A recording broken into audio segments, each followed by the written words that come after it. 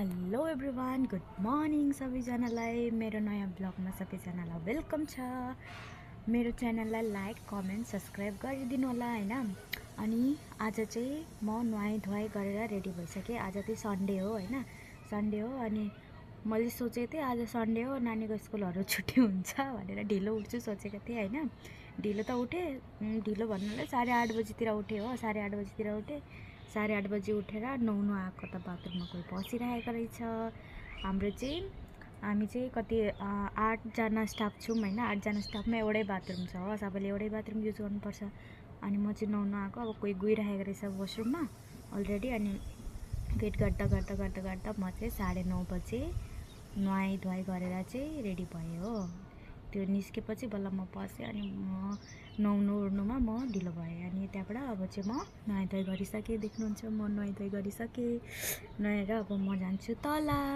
थाहा छैन, नानी पनि सायद उठिसक्यो होला, किनकि म आएको यति ढिलो भइसक्यो हो। अब हेर्छु नानी उठेको छैन भने म ब्रेकफास्ट गर्छु। अनि नानी उठेको छ भने चाहिँ अब नानीलाई ब्रेकफास्टहरू गराउनु पऱ्यो यताउति हैन। म चाहिँ चिया खानु आएको, भर्खर चिया बनिँदैछ यहाँनिर। अनि यो भैयाले चाहिँ नास्ता बनाउँदैछ। यो भैयाको नाम चाहिँ सोनु भैया हो, हाम्रो कुक, जसले हामीलाई मिठो मिठो खाना पकाएर खिलाउनुहुन्छ।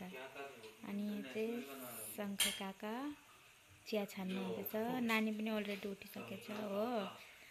म चाहिँ अहिले पहिला नानीलाई खानाहरू खिलाउँछु अनि बल्ल चिया पिउँछु।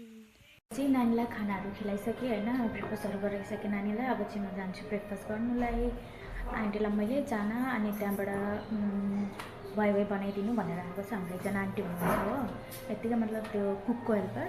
अनि उहाँ आन्टीलाई चाहिँ मैले 1 प्याकेट वाइ वाइ अनि चाना बनाइदिनु भनेर आएको छु। अब जान्छु, सायद आन्टीले बनाइदिनु भयो होला, किनकि मलाई नानीलाई खेलाउँदा ओर्दा कति 12:30 भइसक्यो होला अहिले होइन, 12:30 जस्तै भइसक्यो। अब जान्छु म ब्रेकफास्ट गर्नु। फाइनली साथीहरू, मेरो लागि चाहिँ यहाँ आन्टीले वाइ वाइ र चाना बनाइदिनु भएको छ। अनि यो मेरो चिया मजाले खान्छु। यहाँ चाहिँ हाम्रो आन्टी भात खाएर उठ्नु भएछ। अनि आजको भ्लग चाहिँ म यति नै खतम गर्छु।